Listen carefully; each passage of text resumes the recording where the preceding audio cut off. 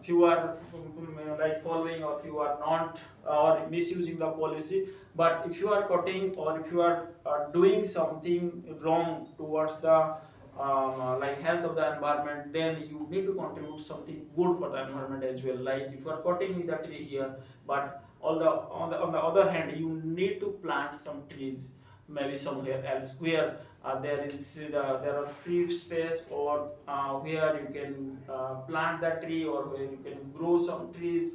Maybe some area where maybe you can see the outskirt of the city, or maybe root side of the city, or maybe some free space where we can grow the tree, and that will help to release the oxygen to the environment. So in that way we'll think about that, and also we'll think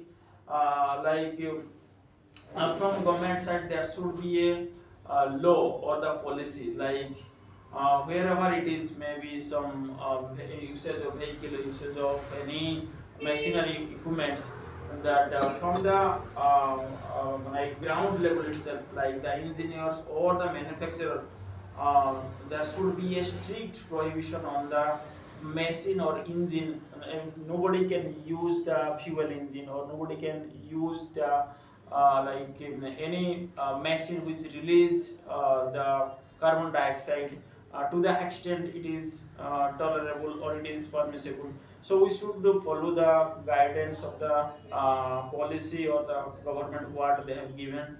And before establishing any of the new plant, we need to think about that we can contribute something towards the betterment of the environment. Yeah. Thanks. So just to summarize the points, like we brought up some very good healthy points to the discussion. We brought up very good reasons why this pollution is there, and what are the reasons, like infrastructure, or be it so many vehicles, and we discussed some very good points how we can control the air pollution. So I think as a human being, we can give our individual contributions. Like you mentioned, we can, instead of taking a four-wheeler, we can probably take a public transport, a bus or a metro, in order to control the pollution. So maybe 100 people can be there in the bus rather than 100 cars on the city and one individual only driving the car. Also, I think government is bringing up some initiatives where the solar power is taking part in the city, and a lot of solar plants are getting built, and other countries are also working towards it. So as a community, I think all the world leading companies like Shell, Aramco, who are the previous oil leaders in the industry, they are also targeting by 2015 to neutralize their carbon emissions by a big margin, and contribute in the green energy. So green energy is like getting in the limelight. And all the developed countries, if we see, there are a lot of culture of cycling as well. So if possible, up to few kilometers, people try to use a lot of bicycle rather than and using the metros rather than going on their own vehicle. So I think those are the small steps, and less use of polythene and all, we can control the water pollution and other genetic pollution as well. Sir, you said that Delhi NCR is getting a air pollution. That what is the thing in that urbanization is happening in the only one place, in the only one cluster is happening. So that due to that urbanization, that pollution is happening more. In the example, Delhi metro NCR, you see Delhi also is growing at Goregaon also it is upscaling their this one infrastructure. In that fact that this indicates that pollution is happening. So in the second layer city is not growing, that second and third layer city is not growing. So because of that pollution is accumulating in the one area only. That in the one corner is fully upgradation of infrastructure is happening. In another corner it is not happening. Nothing is happening. So due to that one, it is this is the thing I am telling this Delhi and NCR. So apart from that, you told that solar is the one energy actually earlier you are not at all using in India.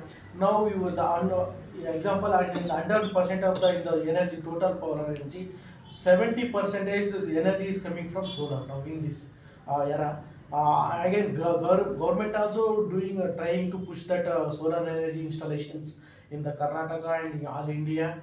That subsidy also is giving. That whatever the individual people, they need to come up with a solution, and they need to plan the installations in their home itself. If they are generated that their power being in fossil fuel, then definitely we can achieve, you can reduce the pollution in city also. Tell me something. Yeah. So shall we conclude the session? So yeah, tell me. Yeah, just Yeah. conclude it. Yeah, so I think it was a healthy discussion around this point, the pollution, and what we can take out of it is every individual, we can take the small steps that we can do, and we can make people aware in our surroundings that they can also do the similar steps, like less use of polythenes and all, and more use of public transport, and probably if possibly going to the solar energies. People we see these days are installing solar panels on their rooftop, and that saves the energy, because a lot of thermal plants are causing a lot of pollution as well, the major category. So as an individual, I think it was a good learning, and we can do our individual contributions. Yeah, yeah. So in addition to that, first, as you highlighted that first is awareness. Second is that initiative should come from the government side or from the education department side, that a particular topic should be there from the beginning level or at the school level. The students should aware about that. The student are the future generation for our country, as well as they are the you know our our future, you can say. So once the students are aware about that, what are the root cause and what could be the possible solution for that, so in future they can guide to their kids, and the generation will be built in such a way so everybody will aware about that. So that's the point, the awareness and the education, it should be part of the education. Yeah.